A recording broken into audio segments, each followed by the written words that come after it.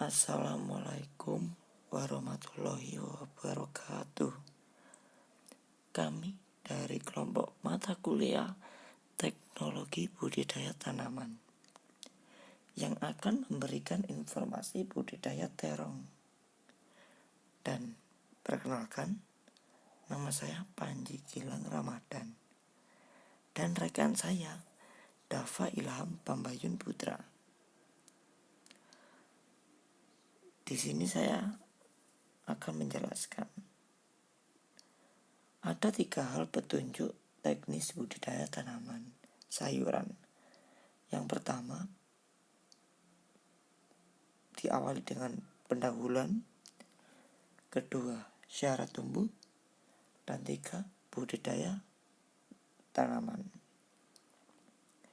Nah, kita awali dengan pendahuluan dulu. Saya akan membacakan klasifikasi ilmiahnya.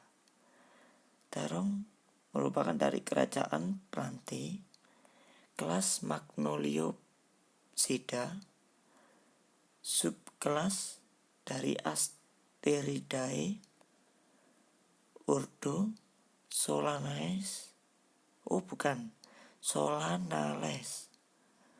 familinya Solanaceae, genus Solanum, spesiesnya S. melongena.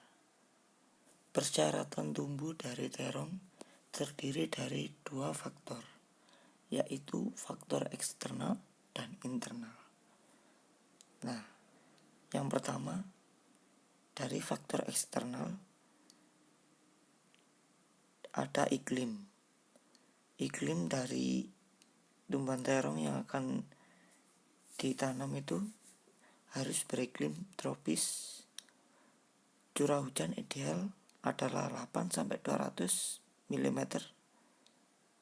per bulan dan harus merata. Suhu optimum yang baik adalah 25-30 derajat Celcius.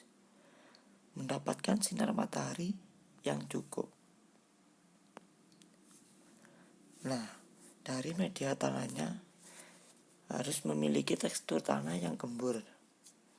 Dan lakukan proses pembacakan agar tekstur tanah gembur. Kalau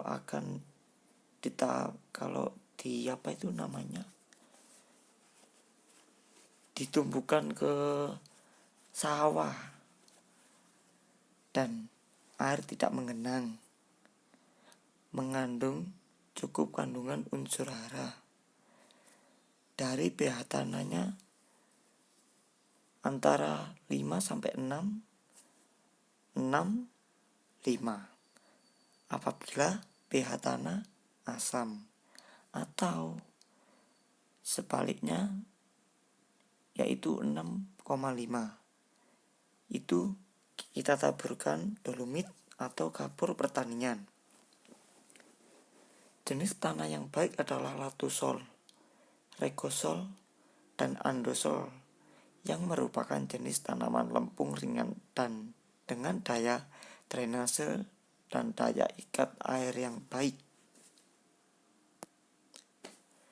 Nah, ini jenis tanaman yang baik untuk menanam terong, yaitu tanah latusol yang kayak agak berwarna coklat gitu ya. Terus tanah regosol itu yang sebelah kanan atas, yang bawah dengan nama tanah andosol. Oke, selanjutnya dari ini, ketinggian untuk menanam dapat tumbuh dengan baik di dataran rendah hingga dataran tinggi sampai 1000 meter di atas permukaan laut. Nah, kita lanjut ke faktor kedua, yaitu faktor internal. Kita awali dengan bibit. Kebutuhan benih yang Untuk 1 hektar sekitar 100 sampai 500 gram biji dengan daya kecambah 75%. Biji tumbuh kurang lebih 10 hari setelah selesai disemai. Benih yang baik diperoleh dari buah yang warna kulit buahnya sudah menguning minimum 75%, terutama pada jenis terong besar yang dipanen dengan memotong tangkai buahnya. Maaf ya, itu ada namanya yang bukan dang itu ya, maaf. Nah, sementara kita langsung ke teknik budidaya tanaman terong. Kita awali dari pembibitan. Yang pertama, kita rendam benih dalam air hangat kuku plus Vitaflora dosis 2 cc per liter selama 30 menit. Setelah itu, sebarkan benih di atas bedengan atau polybag semaian. Menurut barisan, jarak antara barisan 10 sampai 15 cm. Kemudian permukaan bedengan yang telah disemai benih ditutup dengan daun pisang bisa atau mulsa hitam perak. Setelah benih tanpa berjambah muncul, buka penutupnya. Setelah itu, siram persemaian pagi dan sore hari. Kemudian setelah bibit berumur 30 hari atau berdaun 4 helai siap dipindah tanamkan.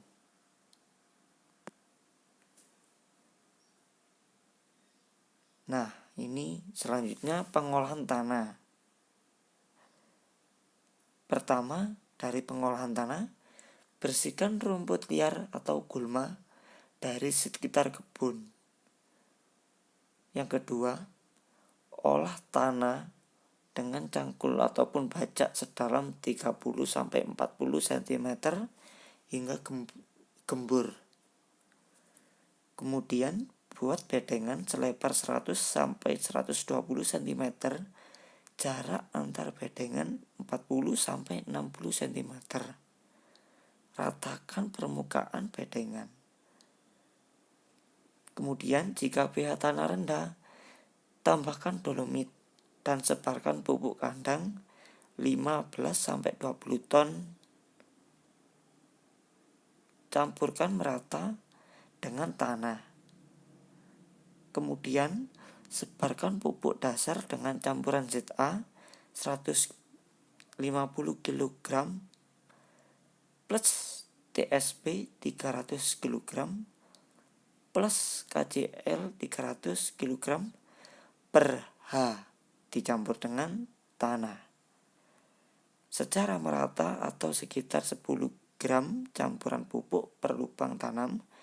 Biarkan selama seminggu sebelum tanam. Kemudian buat lubang tanam dengan alat pelubang plus pendorong dengan jarak 60 kali 70 cm atau 70 kali 70 cm. Kemudian penanaman. Waktu tanam yang baik di musim kering.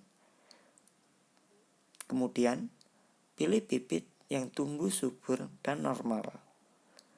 Tanam bibit di lubang tanam secara tegak, lalu tanah di sekitar batang. Di padatian. Kemudian siram lubang tanaman yang telah ditanami hingga cukup basah atau lembab. Setelah itu kita penyulaman. Penyulaman dilakukan terhadap tanaman yang pertumbuhannya tidak normal, mati atau terserang hama penyakit. Penyulaman maksimal umur 15 hari. Terus yang kelima, pemasangan ajir atau lakukan seawal mungkin agar kita tidak mengganggu atau merusak sistem perakaran. Dan ajir terbuat dari bilah bambu setinggi 100 sampai 80 sampai 100 cm dan lebar 2 sampai 4 cm. Kemudian tancapkan secara individu dekat batang dan ikat batang atau cabang terong pada lurus. Setelah itu penyangan. Rumput liar atau gulma di sekitar tanaman disiangi atau dicabut. Penyiangan dilakukan pada umur 15 hari dan 60 sampai 75 hari setelah tanam. Kemudian pemupukan. Jenis dan dosis. Pupuk makro disesuaikan dengan jenis tanah, varietas, dan kondisi daerah menurut acuan Dinas Pertanian setempat. Pemupukan diletakkan sejauh 20 cm dari batang tanaman sebanyak 10 gram campuran pupuk per tanaman secara tugal atau larikan ditutup tanah dan disiram atau pupuk dikocorkan sebanyak 3,5 gram per liter air dan kocorkan larutan pupuk sebanyak 250 cc per tanam. Kemudian kita lanjut untuk pemangkasan. Pemangkasan tunas-tunas liar yang tumbuh mulai dari ketiak daun pertama hingga bunga pertama juga ditempel untuk merangsang agar tunas-tunas baru dan bunga yang lebih produktif segera tumbuh. Selanjutnya, pengendalian hama dan penyakit. Hama yang sering menyerang tanaman terong adalah kumbang daun, kutu daun, tungau, ulat tanah, ulat gerayak, dan ulat buah. Sedangkan penyakit adalah layu bakteri, busuk buah, bercak daun, antraknus, busuk leher akar, dan rebah semai. Cara mencegah dari serangan hama dan penyakit, maka petani harus melakukan budidaya secara baik. Jika tanaman terserang, maka dilakukan pengendalian secara alami atau organik.